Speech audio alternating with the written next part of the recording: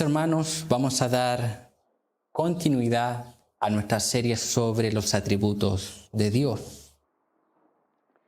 Y hemos leído Primera de Crónicas, capítulo 29, versículo número 11, que dice lo siguiente: Tuya es, oh Jehová, la magnificencia y el poder, la gloria, la victoria y el honor, porque todas las cosas que están en los cielos y en la tierra son tuyas. Tuyo, oh Jehová, es el reino y tú eres excelso sobre todos.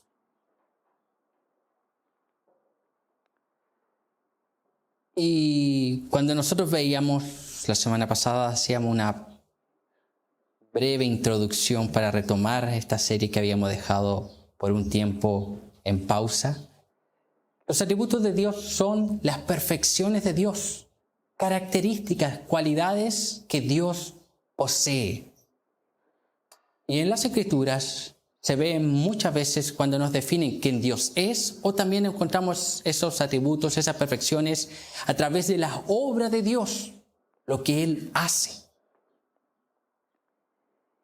Y en el día de hoy nosotros vamos a ver un atributo que lamentablemente cuando se habla sobre este atributo en la actualidad es algo desconocido para algunos creyentes. Yo quiero hablar en el día de hoy sobre la soberanía de Dios. Quizás nosotros en los círculos reformados, el tema sobre la soberanía de Dios es algo que se oye constantemente, pero no crea que es así en todas las iglesias. Entonces es necesario que nosotros conozcamos este atributo de Dios. Yo quiero aquí comenzar leyendo una frase de Arthur Pink, que el libro auxiliar de esta serie, aparte de la Biblia, que nos auxilia, es el libro Los atributos de Dios de Arthur Pink. Pero lo que yo voy a citar aquí está en el libro de él sobre la soberanía de Dios. Y dice lo siguiente: la soberanía de Dios era una expresión generalmente entendida en otros tiempos, empleada comúnmente en la literatura religiosa. Era un tema frecuentemente expuesto desde el púlpito, una verdad que consolaba a muchos corazones y daba vigor y estabilidad al carácter cristiano. Sin embargo, actualmente, mencionar la soberanía de Dios es en muchos sectores hablar una lengua desconocida. Imagínense, esto ocurría en el tiempo de Arthur Pink. Imagínense ahora hablar sobre este atributo. Y él continúa diciendo lo siguiente: resulta lastimoso que la doctrina que es clave de la historia, intérprete de la providencia, trama de las Escrituras y fundamento de la teología cristiana, sea tan poco entendida y tan tristemente descuidada. Entonces, la soberanía de Dios es un tema, una doctrina que por más que nosotros la mencionemos, muchas veces no es predicada, no es enseñada, dice Arthur Pink. ¿Y por qué no es enseñada? ¿Por qué no es predicada? Una de las causas es que debemos entender que la gente que no es creyente odia la soberanía de Dios. Y Charles Spurgeon dice algo con respecto a este tema y dice así: no hay doctrina más odiada por la persona mundana, ni verdad que haya sido más maltratada que la grande y maravillosa, pero real, doctrina de la soberanía del infinito Jehová.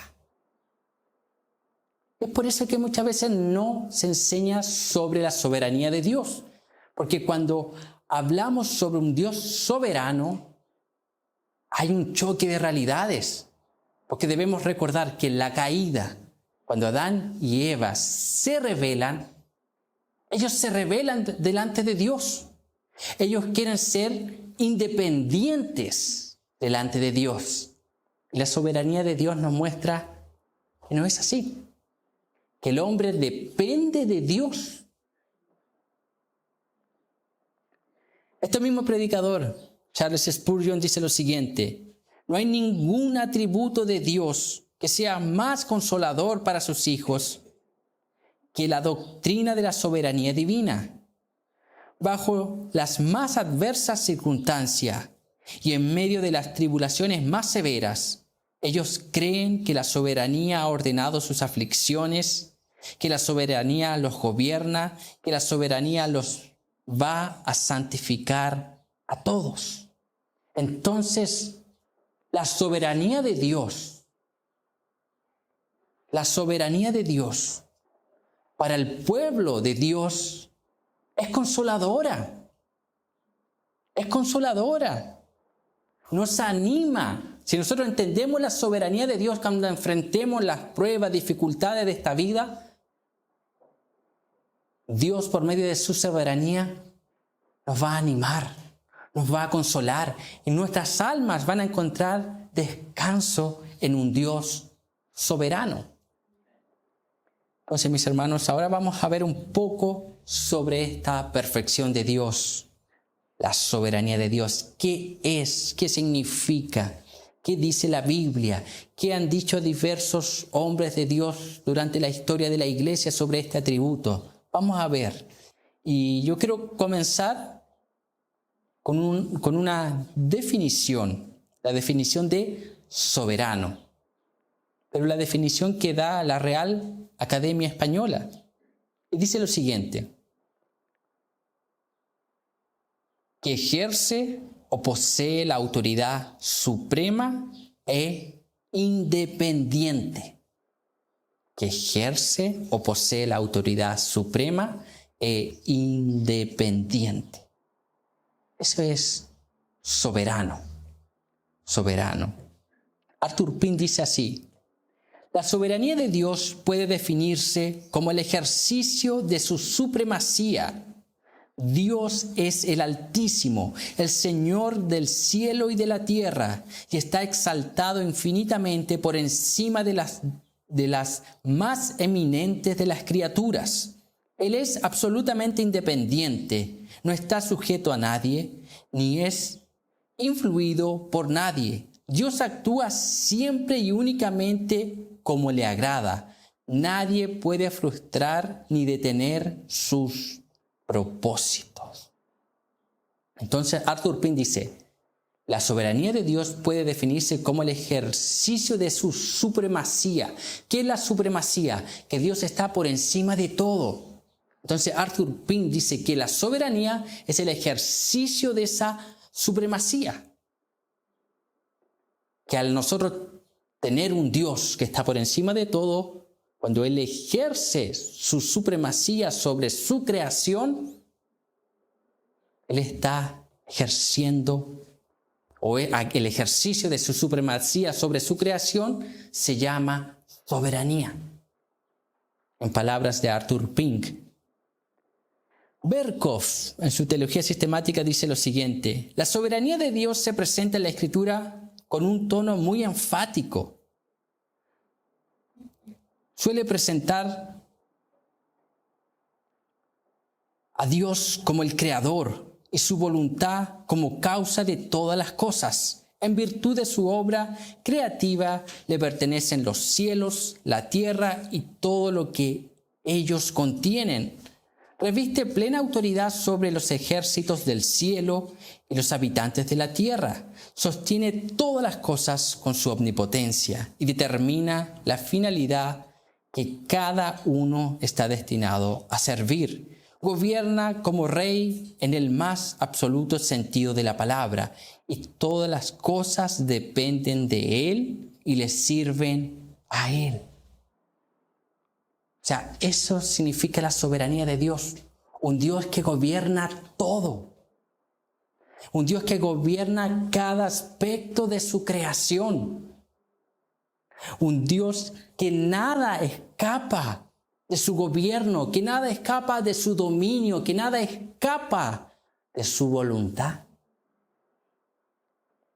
Isaías capítulo 46, versículos 9 al 10 dice lo siguiente: acordaos de las cosas pasadas, desde los tiempos antiguos, porque yo soy Dios, y no hay otro Dios, y nada hay semejante a mí, que anuncio lo por venir desde el principio y desde la antigüedad, lo que aún no era hecho, que digo, mi consejo permanecerá y haré todo lo que quiero. ¿Era un texto más explícito de la soberanía de Dios que este? Dice, y haré todo lo que quiero.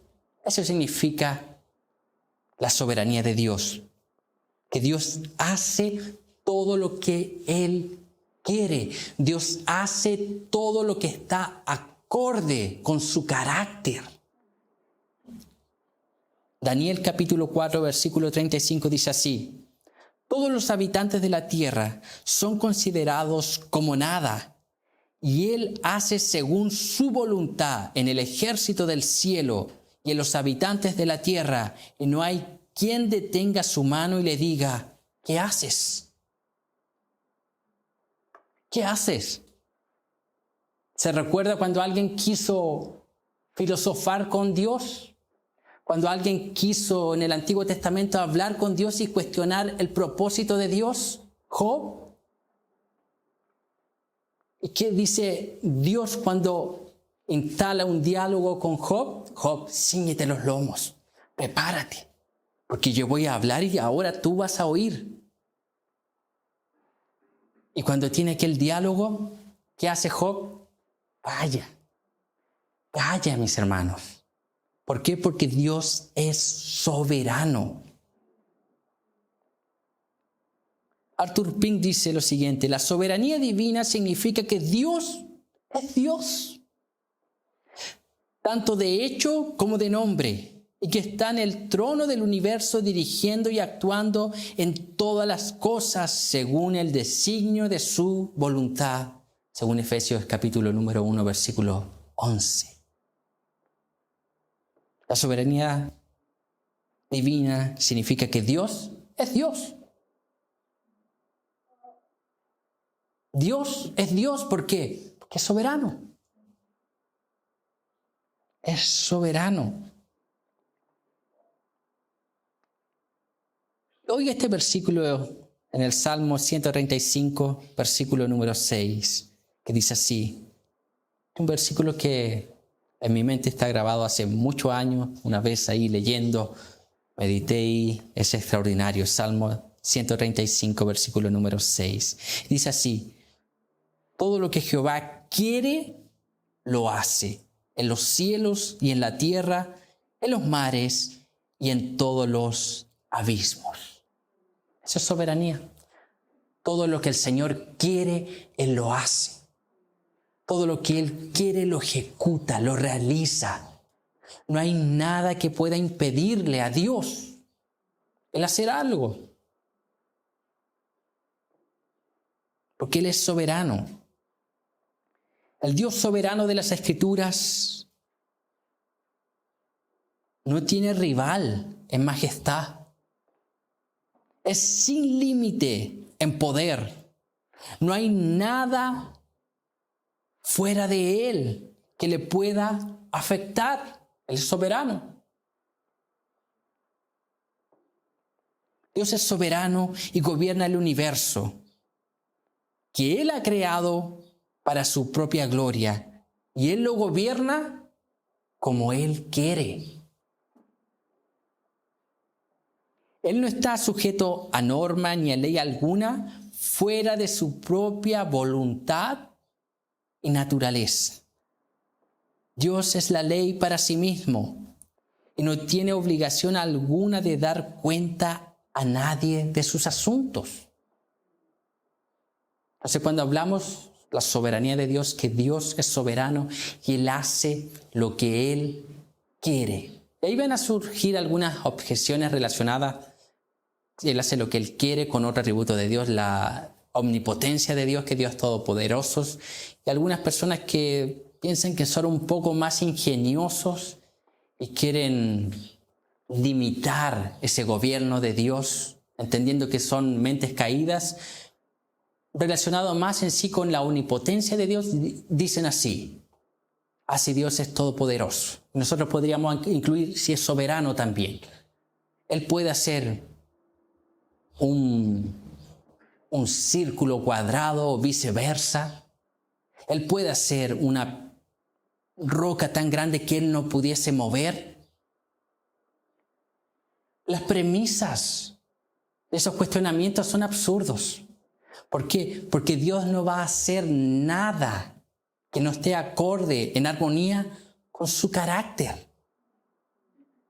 Hay otro atributo relacionado, la sabiduría de Dios. ¿Acabó? Entonces, debemos entender que Dios es soberano y lo que decía aquí, Él no está sujeto a norma ni a ley alguna fuera de su propia voluntad y naturaleza. Él es soberano.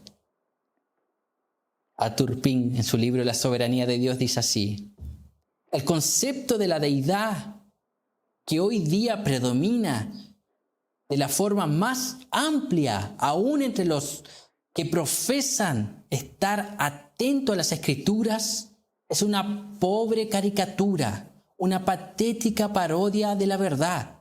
El Dios del siglo XX es un ser impotente, frágil, que no inspira respeto a nadie que tenga dos dedos de frente. El Dios de muchos púlpitos de la actualidad es más digno de compasión que de temor reverente. O sea, la crítica de Arthur Pink es fuerte. Y en su tiempo. Ahora imagínese hoy, cuando nosotros analizamos ese evangelio contemporáneo, ese evangelismo superficial, es que Dios te necesita. Mi hermano, hemos reducido la soberanía de Dios. Somos nosotros los hombres que necesitamos a Dios. Somos nosotros que necesitamos a un Dios soberano, un Dios que gobierna todo, un Dios que en su soberanía se apiadó de nosotros, pecadores miserables. Entonces Arthur Pink da una crítica diciendo que el Dios del siglo XX es un Dios impotente, un Dios frágil.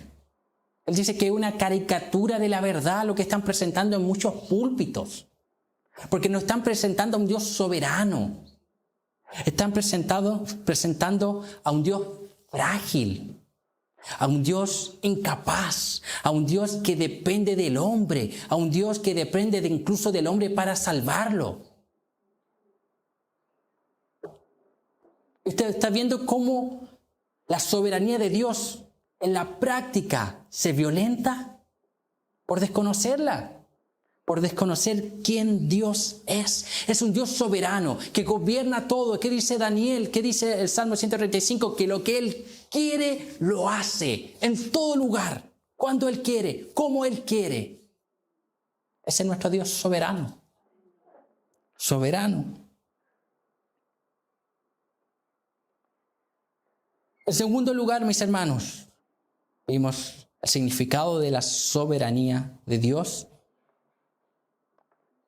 Debemos entender lo siguiente, que Dios es soberano en todos sus atributos. Dios es soberano en cada una de sus perfecciones. Recordábamos al inicio de esta serie que todos los atributos de Dios están conectados entre sí. No hay una parte de Dios simplemente que sea soberana. No, todo el ser de Dios es soberano. Y Arthur Pink dice así: la soberanía caracteriza a todo el ser de Dios. Él es soberano en todos sus atributos. Y aquí vamos a ver algunos atributos brevemente para entender su soberanía. Y que yo ya mencioné uno. El poder soberano de Dios. Dios es soberano en el ejercicio de su poder. Él lo ejerce como Él quiere, cuando quiere. Él lo ejerce como Él quiere y cuando quiere. Y dónde quiere, en el lugar que Él quiera. Josué capítulo 6 versículo 20 dice así: Entonces el pueblo gritó y los sacerdotes tocaron las bocinas. Y aconteció que cuando el pueblo hubo oído el sonido de la bocina, gritó con gran vocerío, y el muro se derrumbó. El pueblo subió luego a la ciudad, cada uno derecho hacia adelante, y la tomaron. Estoy citando Josué, el derrumbe de los muros de Jericó. Vemos cómo un Dios soberano derribó aquellas murallas. Imagínense que eran tan altas y eran tan gruesas que los historiadores dicen que habían incluso casas construidas sobre aquellas murallas. Para que imaginemos el grosor. Ahora la forma en cómo Dios hizo caer esos muros, extraordinario. Extraordinario, no fue con fuerza, no fue con el poder militar, no. Él les dice que recorran alrededor una vuelta diaria y recorren 6 vueltas y el último día 7, al final son 13 vueltas las que dan y los muros caen. Caen cuando en la última vuelta ellos comienzan a tocar aquellas trompetas y a gritar. El Señor derrumba aquellos muros. Y ahí vemos el poder soberano de Dios, que Él hizo como Él quiso, cuando Él quiso, en donde Él quiso. Este milagro poderoso que Dios ejecutó y no volvió a ocurrir es muestra de su poder soberano. En la Biblia encontramos varios ejemplos donde Dios muestra su soberano poder para salvar a su pueblo. Dios, frente a diversas dificultades que el pueblo tenía, obraba. Por ejemplo, vemos David contra Goliat, Daniel y el foso de los leones, los 3 jóvenes hebreos en el horno de fuego. Un milagro. Un milagro que fue ejecutado por un Dios soberano, que tiene todo el poder. Su poder es soberano. Pero el poder de Dios no siempre se interpuso para librar a su pueblo.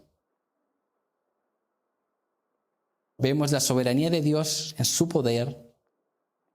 Por ejemplo, Hebreos capítulo 11, versículos 36 y 37, hablando de esta galería de los héroes de la fe, dice así: otros experimentaron vituperios y azotes, y más de estos prisiones y cárceles. Fueron apiedrados, aserrados, puestos a prueba, muertos a filo de espada, anduvieron de acá para allá, cubiertos de pieles de ovejas y de cabras, pobres, angustiados y mal tratados.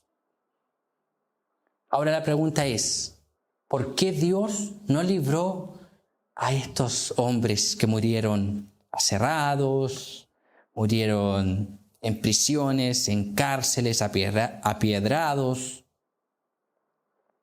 murieron a filos de espadas? ¿Por qué Dios no salvó a estos hombres? ¿Y por qué salvó a Daniel de los leones? ¿Por qué salvó a David al enfrentar a Goliat? ¿Por qué salvó a los 3 jóvenes hebreos? ¿Por qué? Porque Él es soberano. Porque Él es soberano. Dios es soberano en la delegación de su poder a otros. ¿Él podía haberlos librado a todos estos hombres?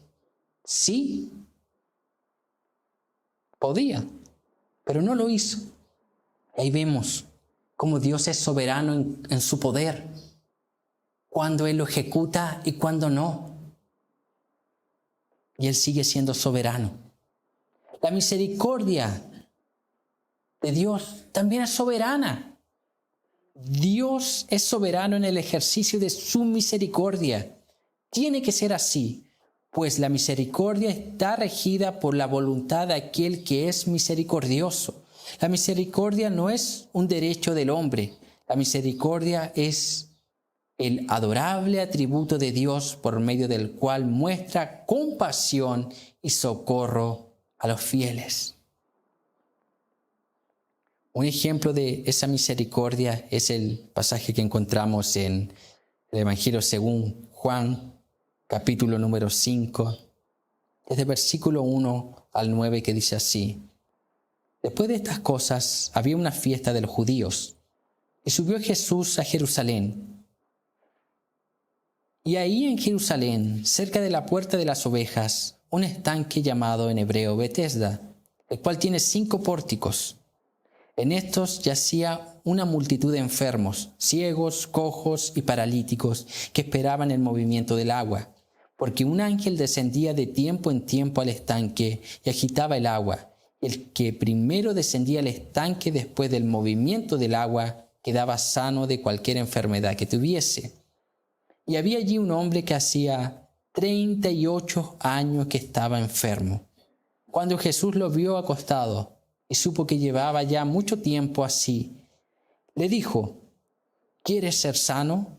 Señor, le respondió el enfermo, no tengo quien me meta en el estanque cuando se agita el agua.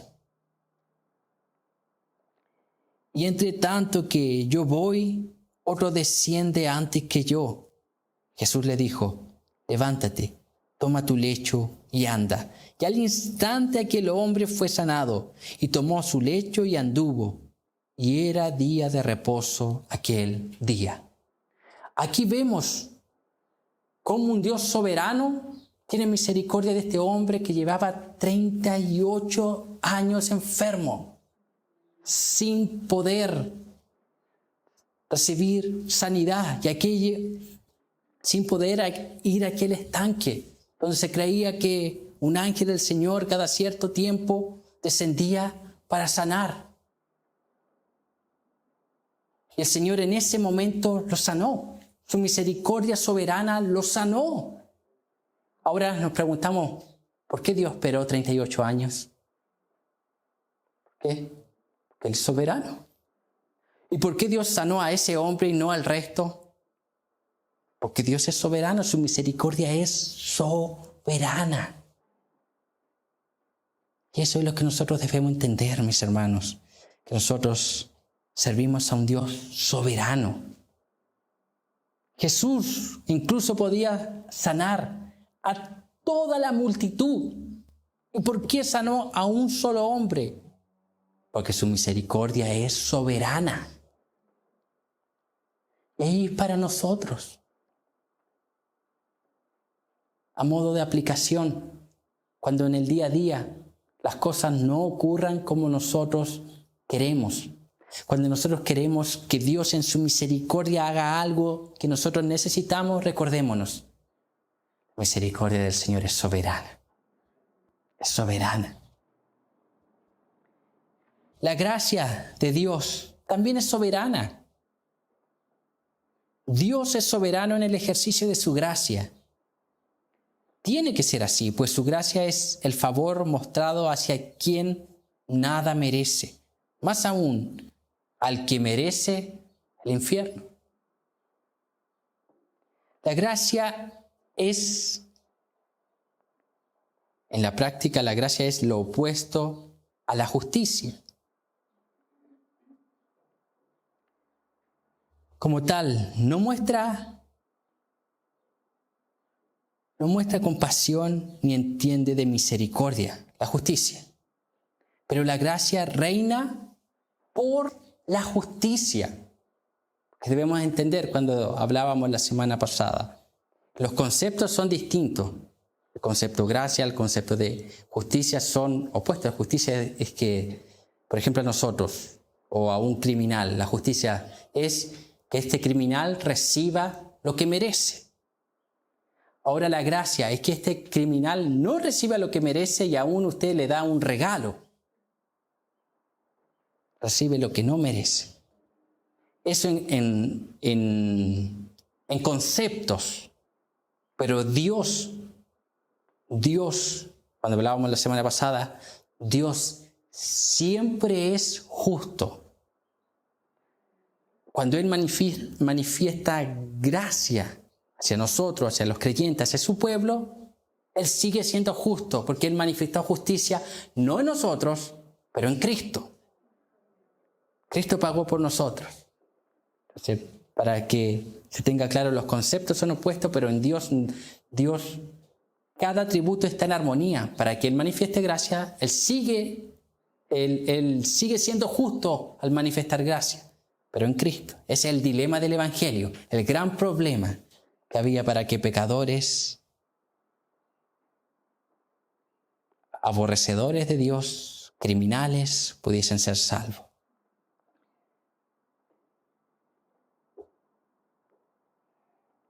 Romanos 5:21 dice así: para que así como el pecado reinó para muerte, así también la gracia reine por la justicia para vida eterna mediante Jesucristo, Señor nuestro.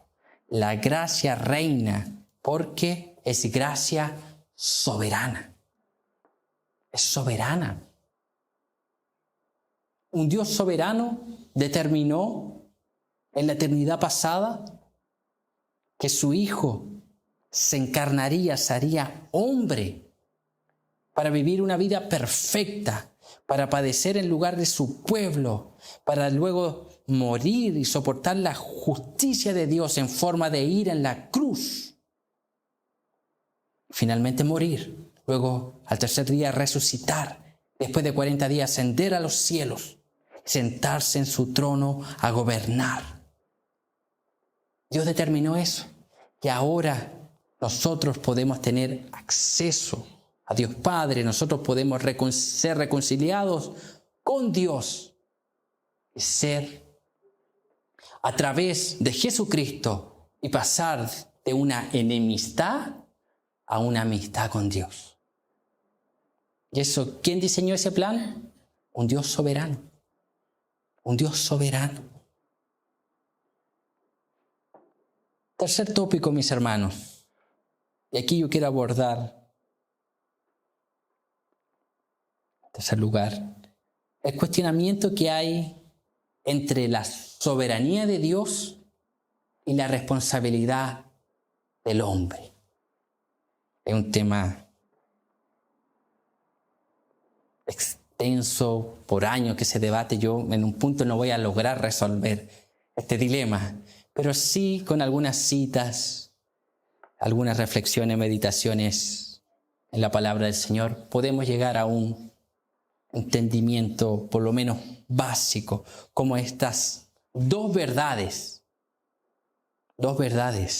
que están en la Biblia, pueden cohabitar sin una contradicción. Hace poco estamos estudiando con algunos hermanos en el seminario y estábamos viendo predicación. Teníamos ahí clases con el doctor Thomas Cole y él decía el problema de entender los pasajes o algunas cosas que no están muy claras en las Escrituras no es que Dios sea no es que sea algo incomprendible. El problema no está en Dios que se da a conocer. El problema está en nosotros, en nuestra condición caída, que a veces no logramos entender ciertas cosas. Y ese es nuestro trabajo al estudiar las Escrituras, poder con la ayuda de Dios en oración, estudiar las Escrituras y poder entender algo de lo que Dios quiso revelar sobre sí a nuestras vidas. Arthur Pink dice lo siguiente, hablando de este cuestionamiento de la soberanía de Dios y la responsabilidad del hombre. Fue Dios quien, en el ejercicio de su soberanía, puso a Satanás y sus ángeles, a Adán y a Israel, en sus respectivas posiciones de responsabilidad. Pero en el ejercicio de su soberanía, lejos de quitar su responsabilidad de la criatura, la puso en esta posición condicional bajo las responsabilidades que él creyó oportunas. Y en virtud de esta soberanía podemos ver que Él es Dios sobre todos. De este modo, existe una armonía perfecta entre la soberanía de Dios y la responsabilidad de la criatura. Muchos han sostenido equivocadamente que es imposible mostrar dónde termina la soberanía de Dios y empieza la responsabilidad de la criatura. He aquí donde comienza la responsabilidad de la criatura, en la ordenación soberana del Creador. En cuanto a su soberanía, no tiene ni tendrá jamás fin. En palabras simples, ¿qué es lo que dijo Pink? Él dice que la responsabilidad de nosotros, de la criatura, comienza en la ordenación soberana del Creador. Es decir, la responsabilidad del hombre comienza en la orden o en el mandamiento soberano de Dios, mientras que la soberanía de Dios jamás termina. A ver, ¿cómo es eso? La responsabilidad del hombre está basada en la soberanía de Dios, dice Arthur Pink. ¿Cuándo comienza la responsabilidad del hombre delante de Dios y de todo lo que Él hace? Cuando un Dios soberano lo crea. Por ejemplo, ¿cuántas cosas están registradas en las Escrituras que eran justas porque Dios las mandó y que no lo hubiera sido sin que Él las hubiese mandado? Por ejemplo, Dios le dice a Adán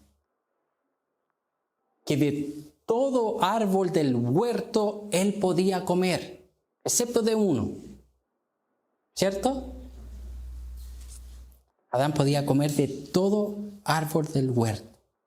¿Por qué Adán podía comer de todo árbol del huerto? Porque Dios le dio permiso, ¿cierto? ¿El huerto de quién era? De Dios. De Dios. Entonces Adán podía comer del huerto sin ser un ladrón, porque un Dios soberano le permitió hacer eso. Entonces, y no podía comer del árbol del conocimiento del bien y del mal, porque un Dios soberano se lo prohibió.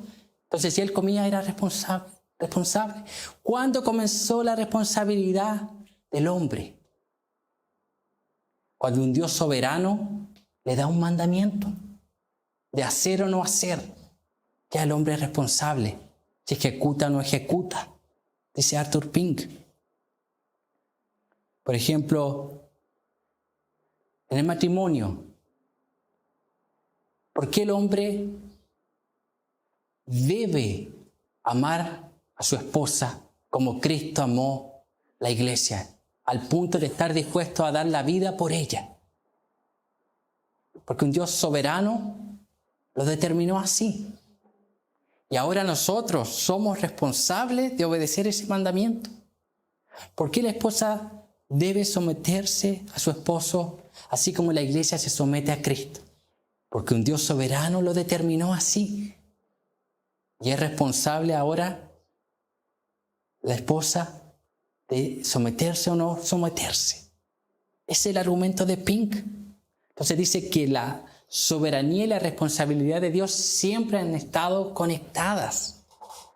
En el momento que un Dios soberano nos da un mandamiento, nos da una orden, comienza nuestra responsabilidad.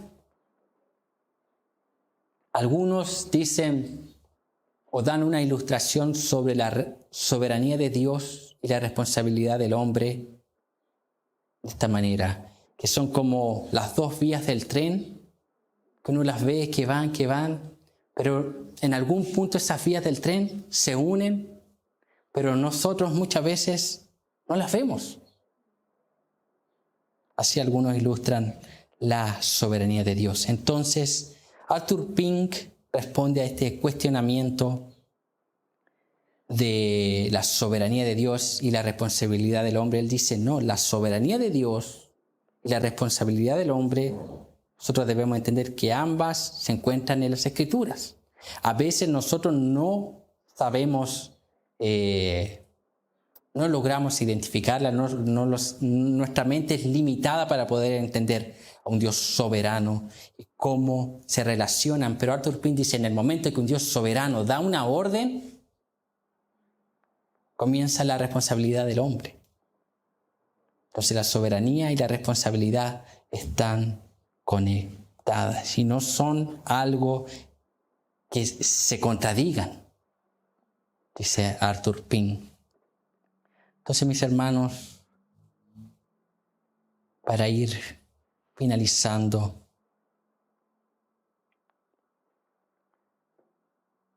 esta exposición, debemos entender que Dios es soberano sobre todo, y descansar en ese Dios soberano.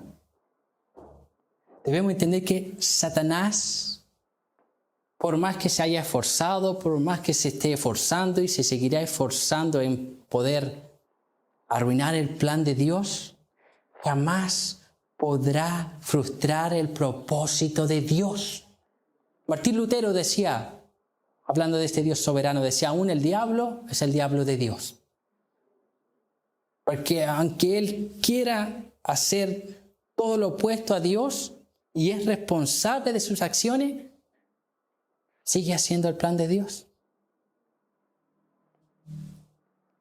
Mis hermanos, algunos aspectos prácticos para nuestra vida con respecto a la soberanía de Dios. A veces no sé si algunos, pero yo he oído por ahí que dicen que la oración le dobla la mano a Dios o la oración cambia los planes de Dios. Aun cuando vemos a un Dios soberano como el que describe la Escritura, ¿podría ser así? No. ¿Qué es lo que pasa entonces en la oración? En la oración, cuando nosotros oramos a ese Dios que leemos y oramos a Él y estamos viviendo, ejercitando las disciplinas bíblicas, orando diariamente, meditando en la palabra del Señor, no es que nuestra oración doble la mano a Dios o cambie los propósitos de Dios, no. Nuestro corazón comienza a ser moldeado a la voluntad de Dios. Nuestras intenciones comienzan a ser moldeadas a la voluntad de Dios. Es decir, nosotros comenzamos a ser moldeados ante un Dios soberano y pasamos de orar lo que a veces no es la voluntad de Dios, pasamos a orar lo que es la voluntad de Dios.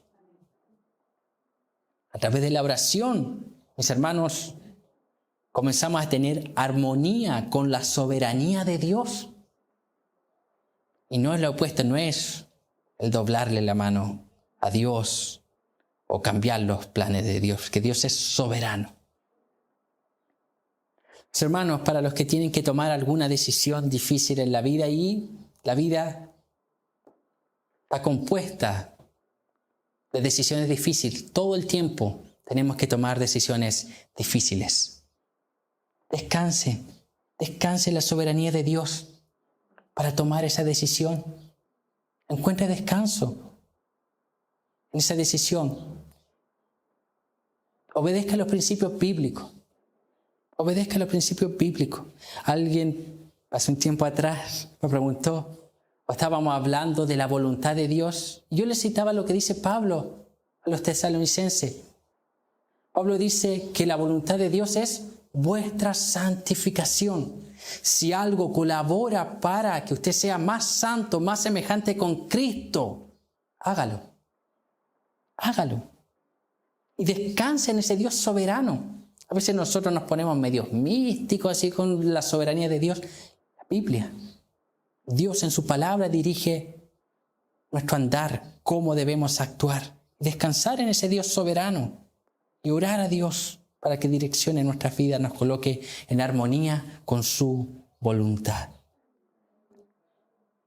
Dios no tiene que pedirle permiso a nadie para hacer algo. Dios no tiene que pedirle permiso a nadie para salvar a una persona.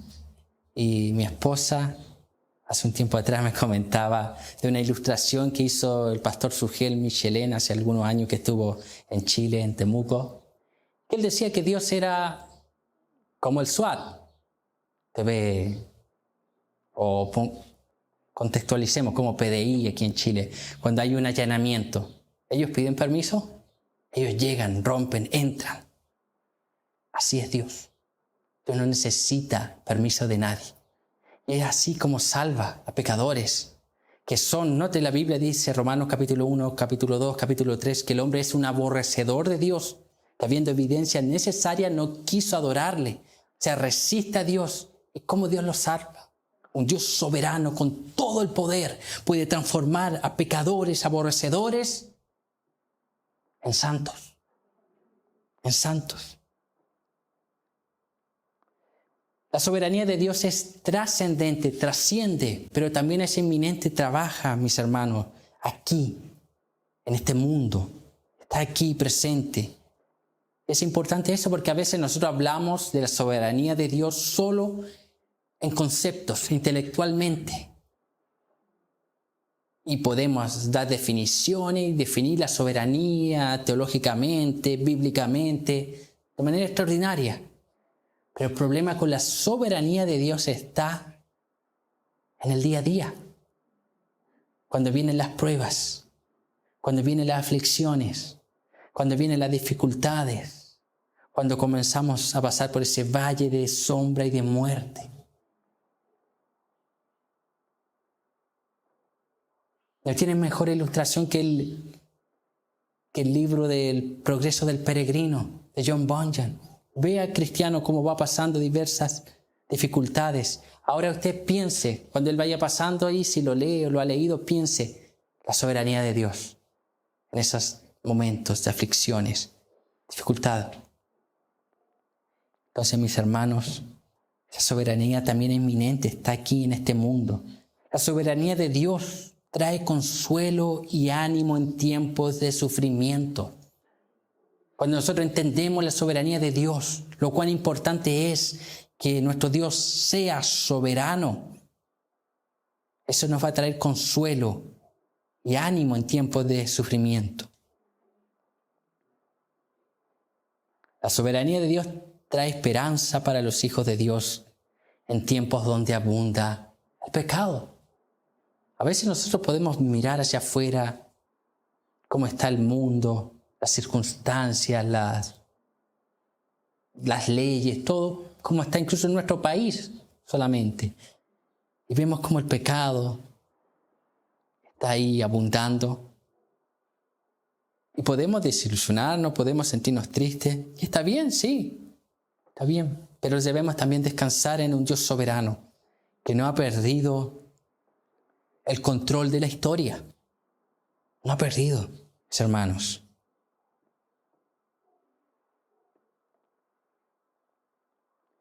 Mi hermano, si hay aquí alguien que esté afligido por lo que está ocurriendo en este mundo, por lo que va a ocurrir en este mundo, crisis económica, persecución de los cristianos, leyes anti-Dios, leyes anti-familia, descanse.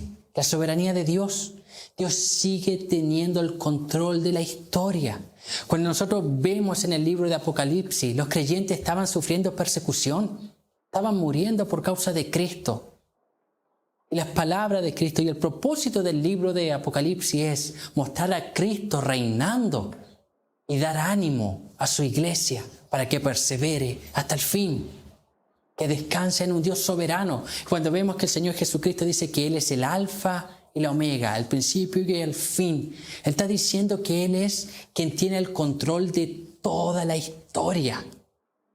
Él está diciendo ahí que Él es soberano en la historia. Nada escapa de su voluntad, nada escapa de su mano poderosa.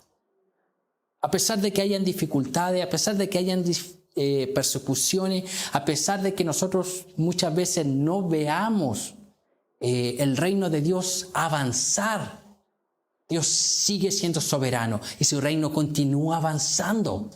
Eso debe producir descanso en nosotros. Descansar en el Señor. Mis hermanos, Aquí yo coloqué una aplicación más contextual a lo que estamos viviendo en nuestro país. Próxima semana habrán elecciones y también la gente se agita con respecto a esta situación y comienza algunos creyentes comienzan a quitarle el sueño a esta circunstancia. Pero recordemos que servimos a un Dios soberano.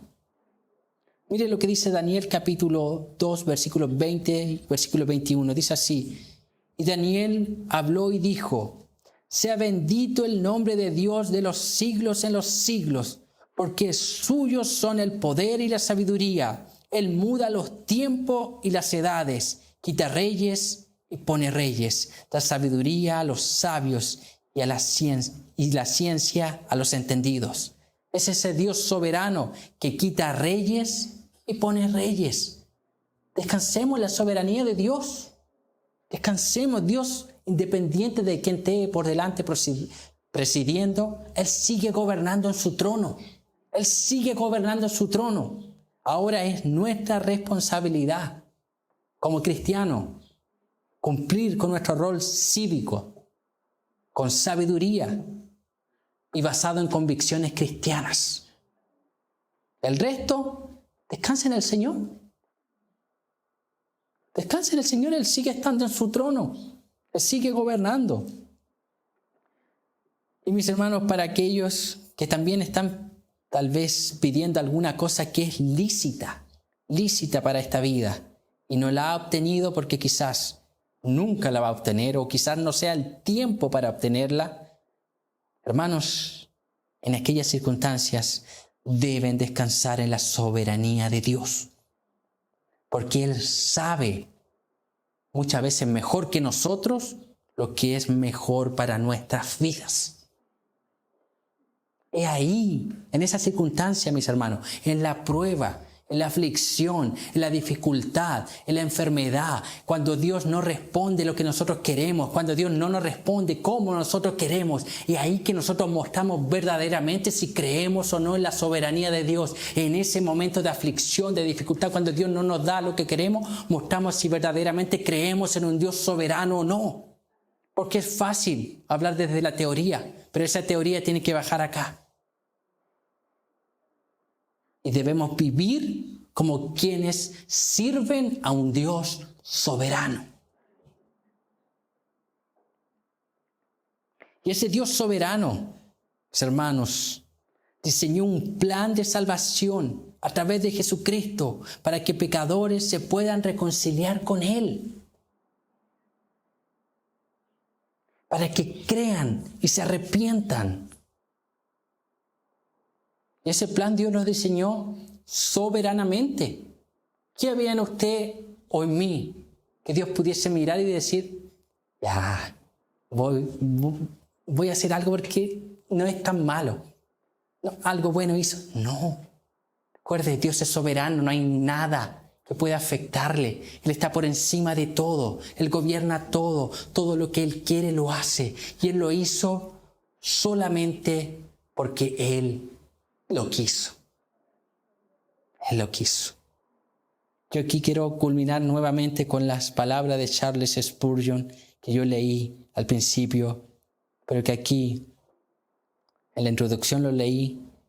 Quiero culminar nuevamente con ella. Podemos ver, entender mejor lo que él decía. Y dice así: no hay ningún atributo de Dios que sea más consolador para sus hijos que la doctrina de la soberanía divina.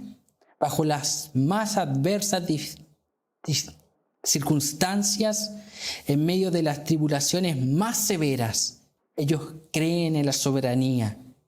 Ellos creen que la soberanía ha ordenado sus aflicciones, que la soberanía los gobierna, que la soberanía los va a santificar a todos. La Biblia dice que aquel que comenzó la buena obra, la culminará, la acabará en cada uno de sus hijos, en todo su pueblo. Ese Dios soberano dijo eso. Ahora conectémoslo con lo que dice Daniel, lo que Él quiere, lo que Él dice. Él lo hace. Él lo hace.